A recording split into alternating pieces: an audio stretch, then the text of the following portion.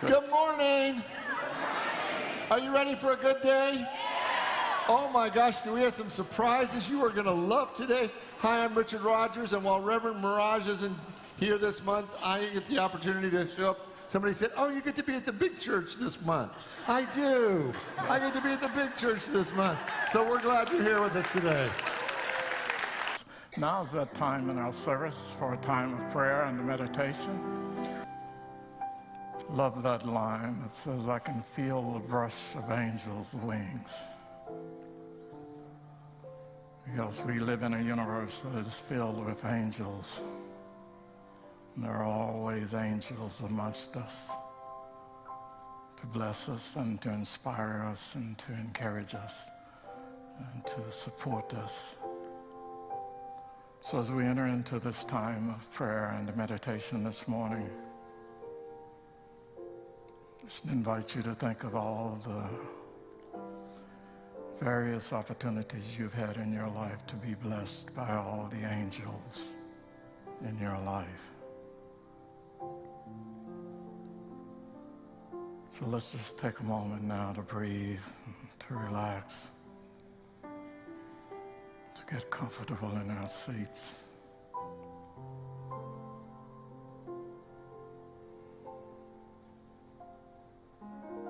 And to take a few moments to allow your mind to slow down.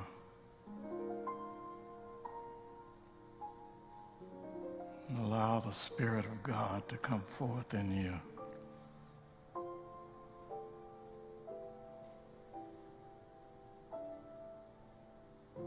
Allow that healing, that strengthening, that encouraging presence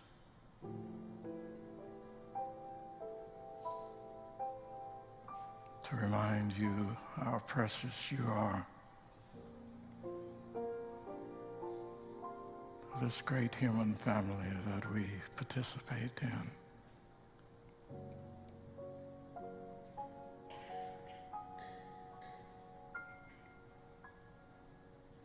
Allow that Spirit to remind you that there is never anything beyond your reach.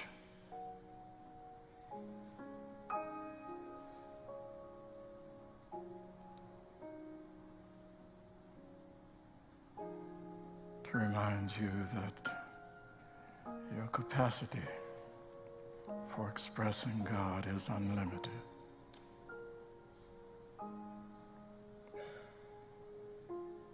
So once again, I invite you to take another deep breath. And for the next few moments, give yourself permission to be quiet and to be still. And to be reflective.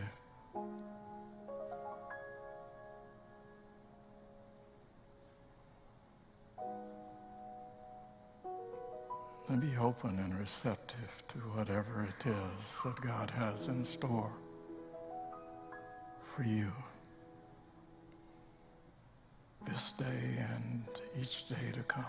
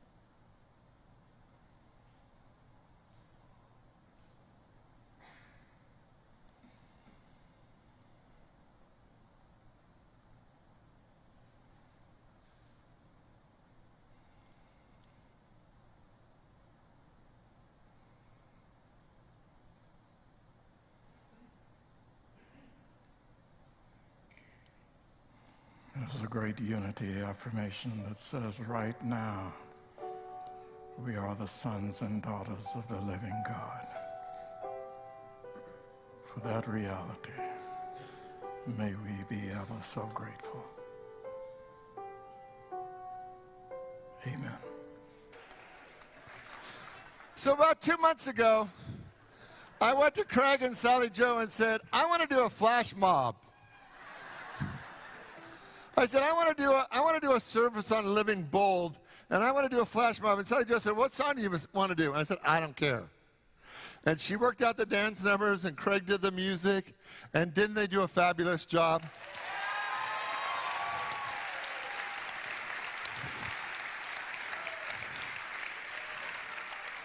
So I want all my flash mobbers to stand up. Will you stand up? They're all here.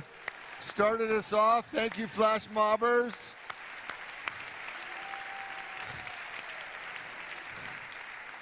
Some of us were concerned about singing. Some of us were concerned about dancing. And some of us were concerned about the whole experience, right? So one of the ladies next to me, Mary Beth, where are you? Are you there? Mary Beth has been coming for the ministry for just over a year. Last August, she joined the choir, and she whispered to me, and she said, I would have never done this a year ago. So Mary Beth, great shout out to you.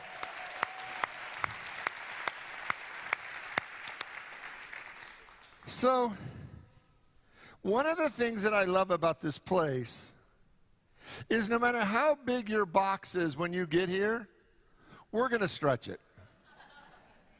Because our relationship with God is really bigger than most of us were led to believe. How many of you can see that your relationship with God is much bigger than it was a few years ago? Your beliefs, your relationship, your life, your love, your heart is bigger. You know, one of the things I love about this place is that we really are committed to helping spiritual people live greater and better lives. And that's what we're about over and over again, is helping people live better lives. Because for some of us, we grew up in boxes that were just too small. And while Reverend Mirage is on vacation this month, I'm going to share with you 4 spiritual ideas about life. Last week, we started with living in the now, and the idea of bringing every moment into this moment, allowing ourselves to be fully present in the now. And today, what I want to talk about is living bold. And what that truly means as a spiritual being, to live bold.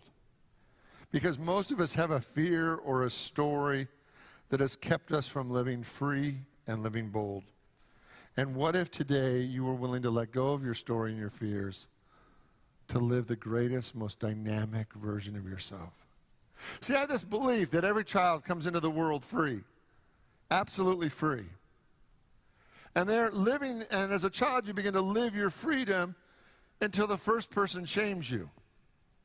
And then the next person shames you, and the next person shames you, and you begin to withdraw into what you think is your safe little world.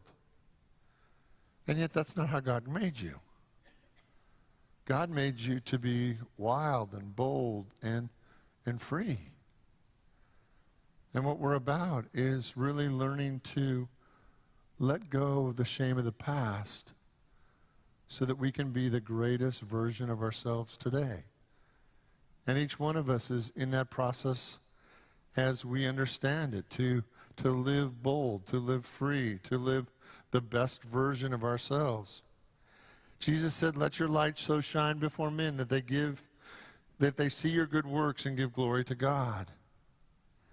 And his ministry over and over again was to call people into their spiritual boldness.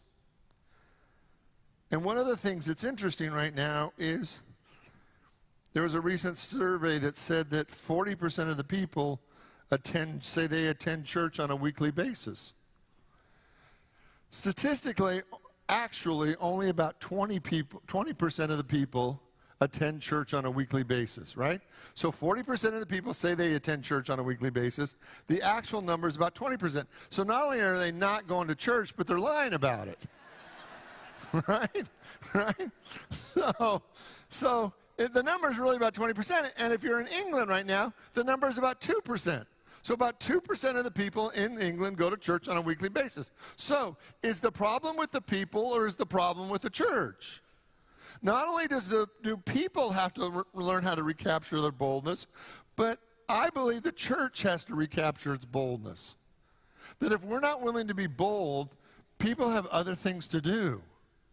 There used to be a time in our distant spiritual past where people would light a bonfire and they would come from village after village and they would dance around this fire over and over again to celebrate the joy of their God, to celebrate what God has blessed them with. And they would put their whole heart and soul into this dance that they would do around this fire, and they would be fully present in the celebration of all that life is.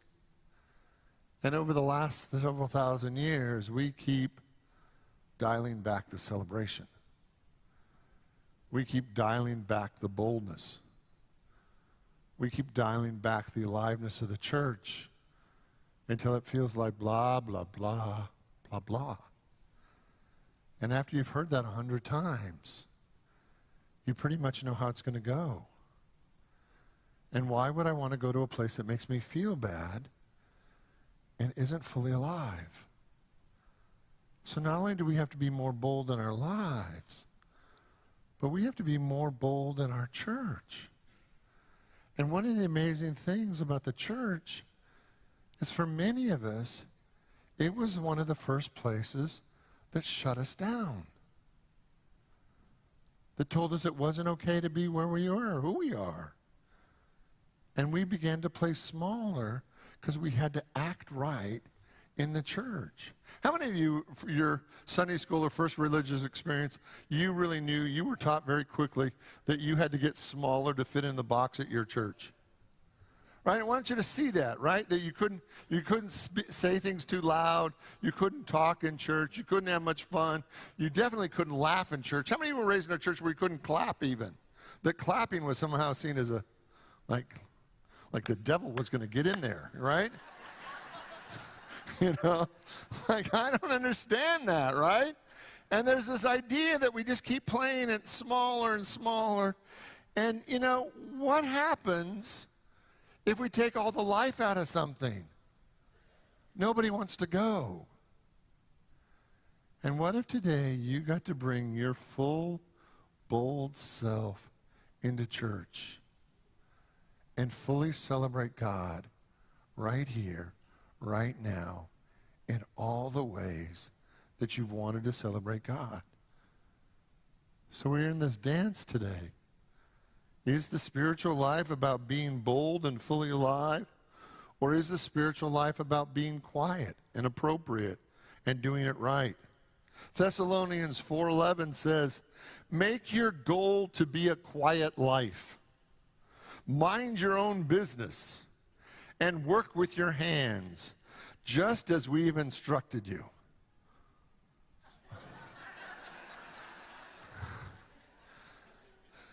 I mean, with all due respect, I mean, come on, right? And then Jesus goes off and says, blessed are the meek, for they shall inherit the world. And it's, come on.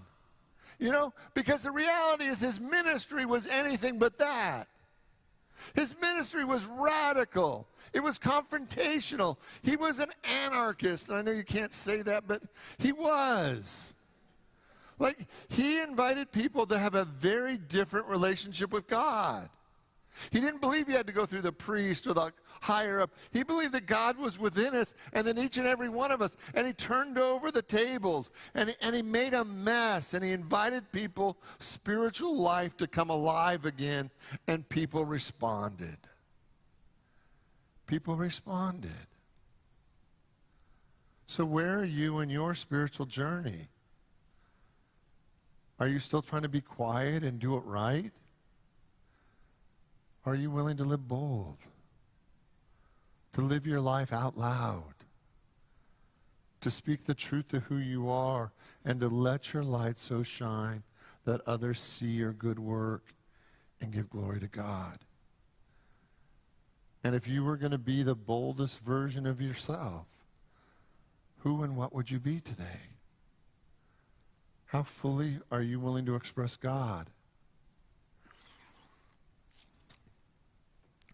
So on the internet, there were a video on YouTube or whatever of these two guys, and they were playing basketball. And one guy was a big guy, really big guy, right? Big old paws, big guy, right? One guy was a little guy. And they were playing a game of basketball, and I'm assuming it was up to 10. And the little guy was just shooting the lights out of it. I mean, he was just dropping everything from whatever distance. He would just break free of the big guy, drop it in. And the big guy was trying to manhandle him. He was trying to control him. And the little guy was having none of it. He was just dropping it in. And the more he just embarrassed the big guy, the more angry the big guy got. And they were at 10 points like that. The big guy was furious. He's trying to get his arms around the little guy. The little guy's doing one of those Muhammad Ali bob and weaving. And the big guy just wants to clobber him. And he's like, he's like a big old bear of a guy. He's trying to kind of grab him, right? And the little guy just keeps, bobbing and weaving. And finally, the big guy can't take it anymore. And he takes a poke at him, right?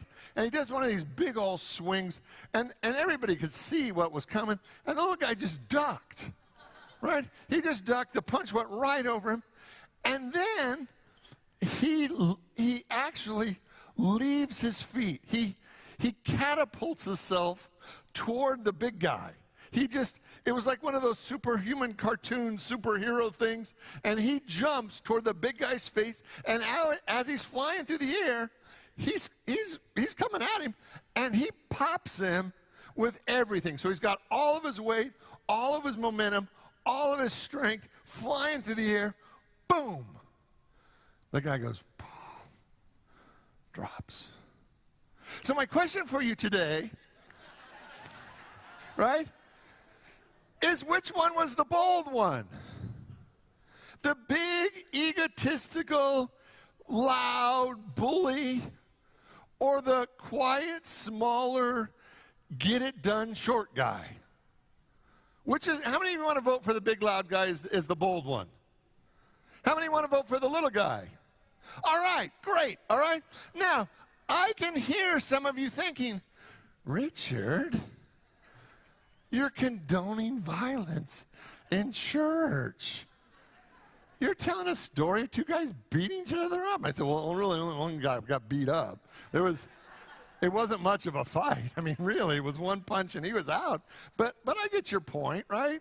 I mean, how many of you think violence is okay?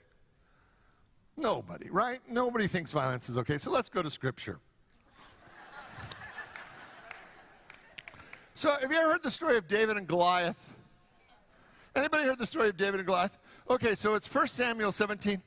And I'm going to read from my children's Bible because I think, by and large, that's where most of us live. All right? So from my children's Bible. Now the Philistines gathered their army and went to battle with Israel. And Saul gathered his army, and they pitched their tents. The Philistines stood in the mountain on the other side, and there was a valley between them. Then Goliath, who was about 10 feet tall, came out of the camp of the Philistines. And he had a helmet of brass upon his head, and his arms were covered in heavy brass. And he had brass around his legs and between his shoulders. And the staff of his spear was huge. And the head of his spear weighed 600 pounds. And he carried a shield as well. And he stood there looking over the valley and cried to the army of Israel, "Choose a man among you and let him come to fight me. And if he was able to fight me and kill me, then all the Philistines will be your servants. But if I kill him, then all of you will be our servants and will serve us." And the men of Israel saw Goliath, and they were afraid. But David was not. Saul went to David, and David said to Saul, "I will fight Goliath."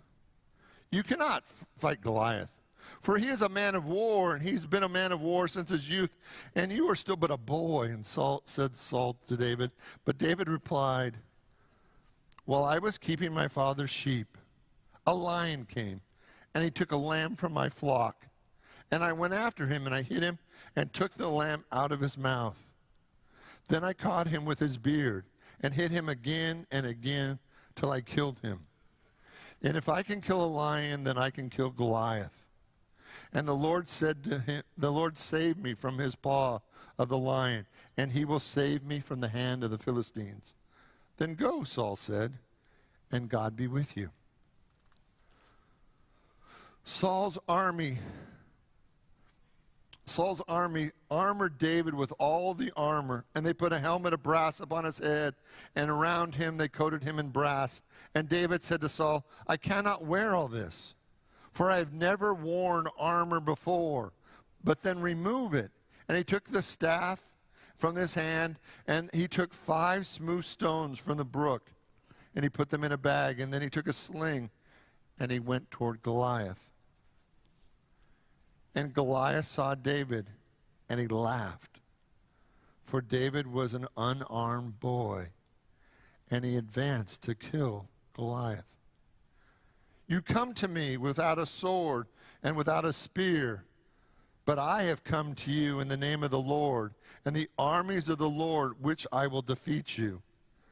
And Goliath started toward David, and David put his hand in the bag and took out 1 small stone, and put it in a sling, and began to sling it, and slung it at Goliath, and hit his forehead. And Goliath fell to his death. When the Philistines saw Goliath was dead, they all ran.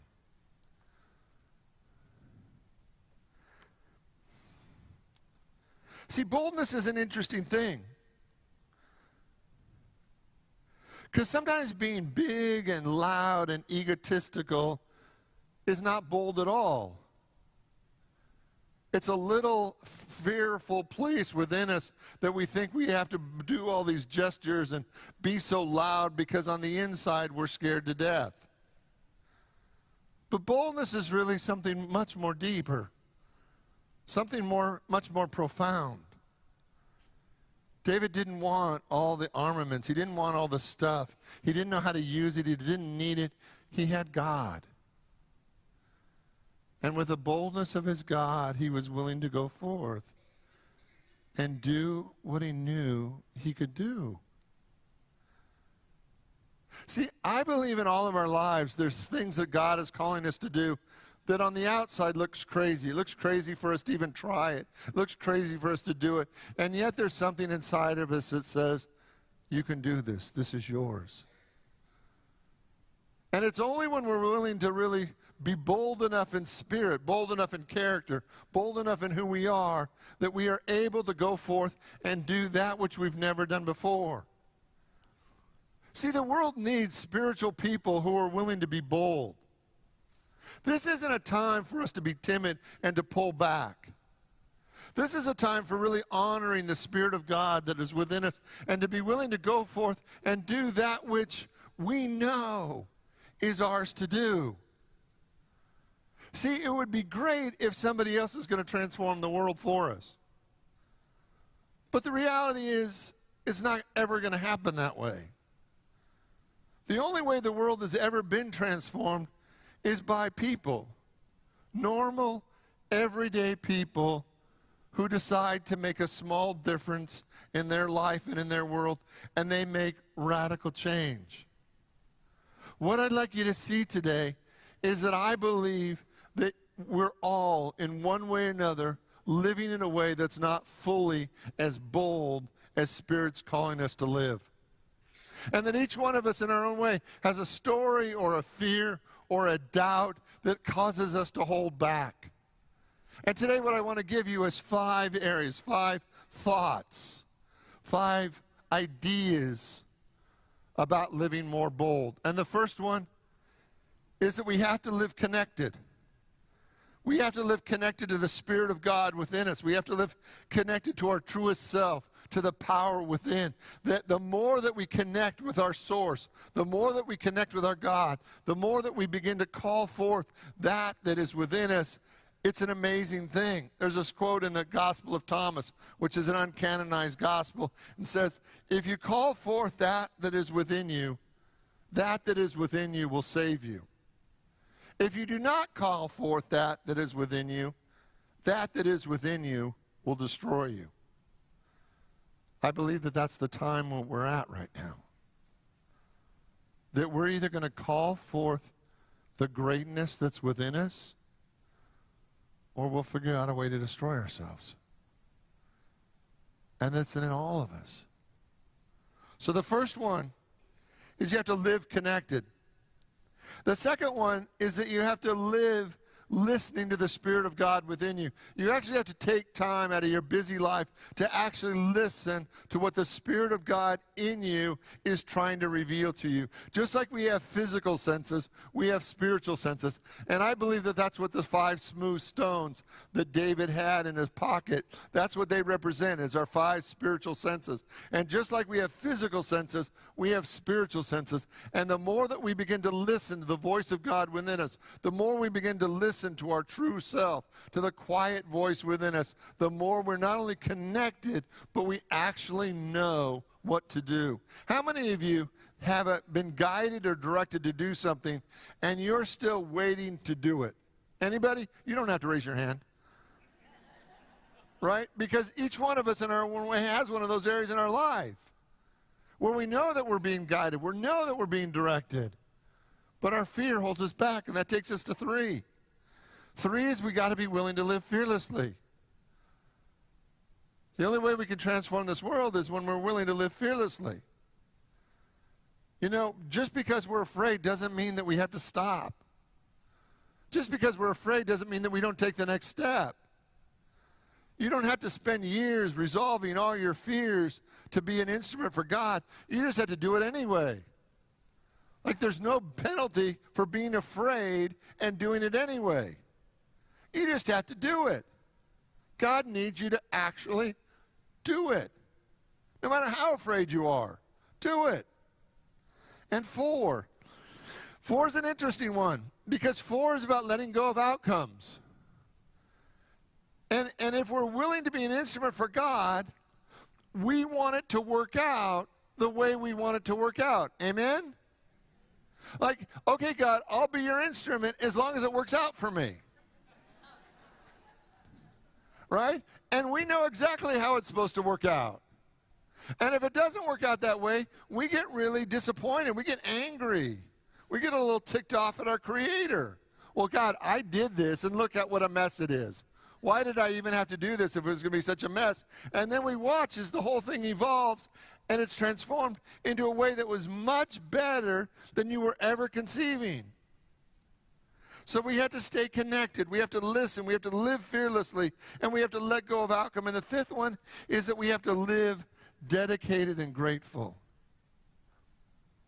There's a moment in every soul's life where they decide to dedicate their life again to God. And at that moment, something magical happens.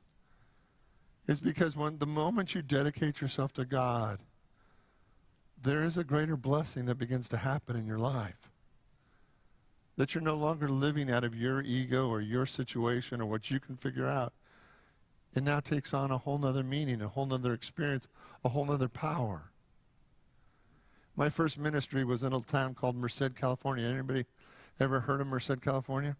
First ministry from Merced, California. And about the first 6 months or so into my first ministry, I really wanted my talks to be better. You know, I dedicated my life to being an instrument for God, for being, in some way, God's mouthpiece, to be able to share a message with people that would give them hope and inspire them and courage to live a better life. And my talks were okay. They were kind of like B's. Someday B minuses, someday B plus, but they were about B's. And then one day I said, okay, God, I'll say anything you want me to say. And in fact, if you don't give me anything to say, I'll stand up there and say nothing. That I'm 100% dedicating my life to you, to being your instrument. And that very day, my talks got better. And sometimes much better, right? And because the reality is, I know what's on this piece of paper, right? And I know that sometimes my talks are much better than I think where I'm going. And it's as though the Spirit of God uses me to say what needs to be said in that moment, in that room, in that experience. And because of that, I've had the opportunity to talk all over the country. But it's not me. I mean, it is me, and it's not me. And there's something that happens when you dedicate yourself fully to God. Because then it's no longer about you, your ego. It's about being a servant, being a channel, being an instrument. I had a friend when I rowed crew in college, 8 guys in a boat, strokes for cricket. His name was Mark. Mark rowed on the 7th seat, and 7th seat was a leadership position in the boat because he was part of setting the tempo for the whole boat. And Mark was strong. He was really strong. But the thing about Mark is every time he'd go onto a workout, he would dedicate himself to God. He would say, okay, God, use me in this workout. And he was unbelievable. He was stronger, had more endurance. He could row like nobody's business. And it was because every day he dedicated himself to God. And as a young man in college, in my early 20s, I thought that was nuts. I mean, I was living my most fun, imaginable life. I was single and in college, and there's no way I was going to dedicate my life to God. Anybody been there? Right? It didn't even occur to me to dedicate myself to God. I thought when I get older, yeah, great, no problem, right? But I watched this young man do miraculous things from his dedication to God. So you ready for your homework? I want 2 things today. I want you to be willing to really look at your dedication to God. Where are you with that? And what would that look like if you dedicated your life, your future, your work, your family, all that you are, all that you hope to be? What would that look like if you dedicated that to God? Can you imagine that as great as your life is right now, that as you dedicate it to God, it's going to get significantly better? Because you're going to be a greater channel. You're going to be more bold. Because now you're no longer living for yourself, but you're living for something greater than yourself. That what you're not here any longer just to protect your ego and defend and make sure you look good. You're actually here to be an instrument of something greater. So that's number 1. I want you to dedicate yourself to God. And 2, I want you to be bold. I want you to be willing to look at the things in your life where you know you've been holding back. And I want you to be bold. I want you to boldly go forth to do what Spirit calls you to do in a way that makes a difference in the world. We're at a critical time. And I believe that as each one of us is willing to go forth with a spirit of boldness, we transform the world in a way that's better, in a way that includes all, where all people get to move together to a greater day. You ready? Now, you guys ready? Now, we began this service by letting people play with being bold. And we're going to end this service by letting you play with the idea of being bold. So Sally, Joe, and Craig and the band, thank you guys. We are going to do one more verse. You want to play? Come on, everybody stand up. Here we go.